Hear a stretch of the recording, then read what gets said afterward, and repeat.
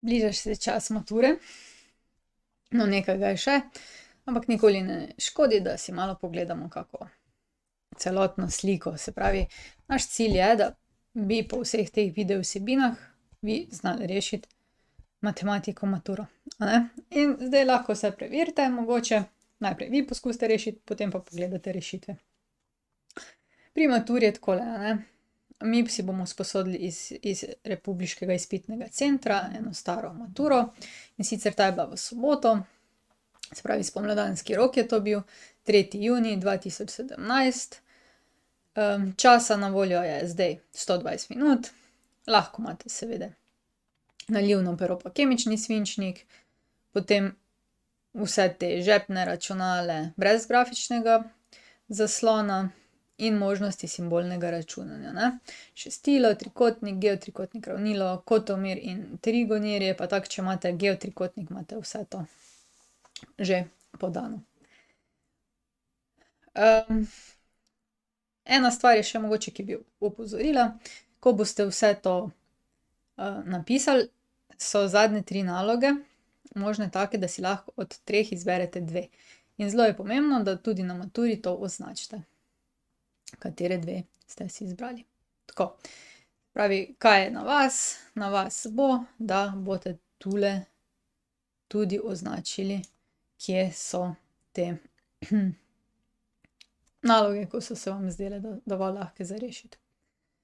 No, matura je seveda en tak kar uradni dokument, zato je dovolj prostora za reševanje na teh listih in pa ponuja vam tudi nekaj formul. Formule so konstantne, na te lahko računate, in če bomo mi kakšno potrebovali, se bomo zatekli nazaj in pogledali, kaj lahko dobimo, ne. Tele formule so na voljo, zdaj bi pa jaz predlagala, da kar glede na to, da ste se že lotili reševanja mature, ste že gotovo vešči matematiki in boste zdaj to videli, kako poteka. In sicer prva naloga.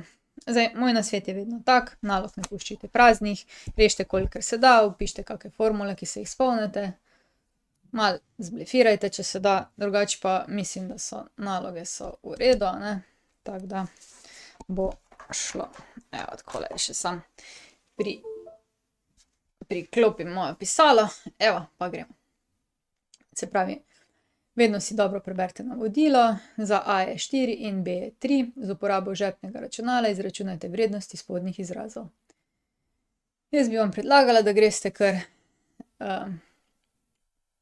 kar na tale prvi račun, se pravi, imamo tretji koren A. To pomeni, da moramo zdaj vstaviti tretji, pogledamo, koliko je A, je 4. Zdaj, tretji koren A piše z uporabo žepnega računala, a ne. In pa si poglejmo na žepnem računalu, kako to izgleda, ne. Tule ponavadi je treba koren najprej vnesti, zdaj pa tretji koren je treba pogledati, kje je. Jaz ga imam tukajle nad korenom, se pravi, grem na Shift, tretji koren, mi ga izpiše, na 4. Zdaj tale damo je enako in dobimo decimalno vrednost.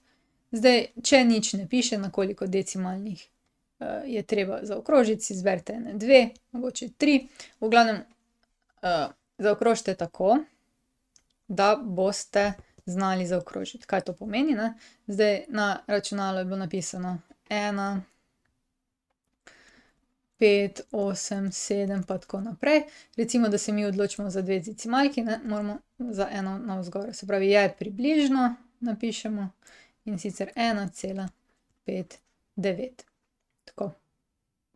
Zdaj pa gremo naprej.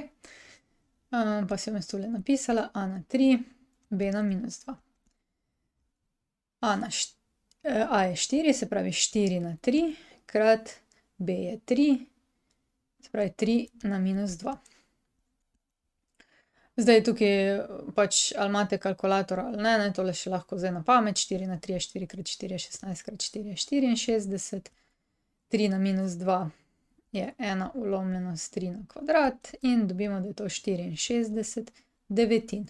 No, zdaj pa dajmo tole na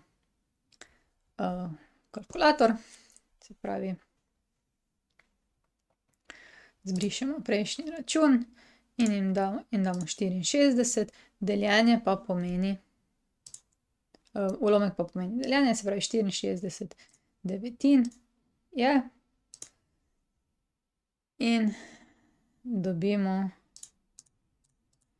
takole, ne, 7 celih in 7,1111 in tako naprej, ne, kjerkoli zdaj zaokrožimo, je to 7,11. Okej. Zbrišemo, pa gremo na tretjo. Tretja je 1 ulomljeno z a plus 2 ulomljeno z b, se pravi, imamo zdaj 1/4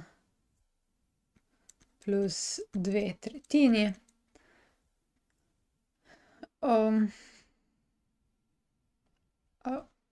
Dajmo zdaj še na dvanajstine, se pravi krat 3 krat 3 imamo 3 dvanajstine plus krat 4 krat 4, 8 dvanajstin in dobimo 11 dvanajstin. Isto lahko damo v kalkulator, in sicer 11 deljeno z 12 je.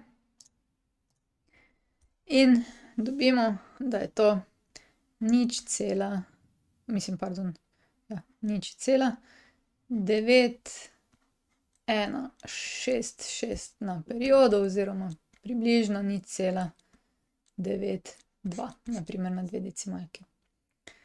Tako. No, potem imamo še pa eno, pa recimo takle, ne, logaritem a z osnovo 2. Zdaj logaritem a je zdaj 4 z osnovo 2, pa nas zanima zdaj, koliko je tole, ne, se pravi, to bomo dali x.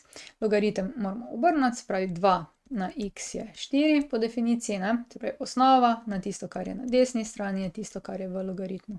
2 na x je 2 na kvadrat in dobimo x je 2. Kar se tiče zdaj kalkulatorja, lahko še to preverimo, če imamo prav.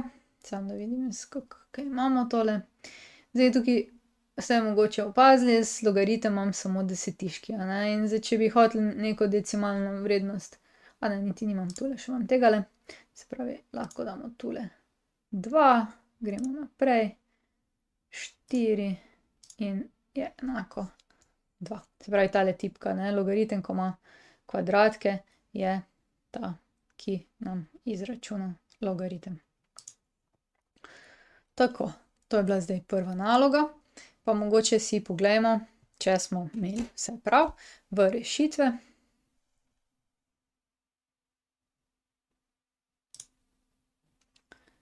Takole. Kaj pravijo? Na primer izračun, evo, tule na 2 decimalni in opazite, ne, tukaj imate je enako približek. Zdaj lahko to direktno izračunate, vidite, in tudi če bi pustili v ulomku, bi dobili vse točke, ne.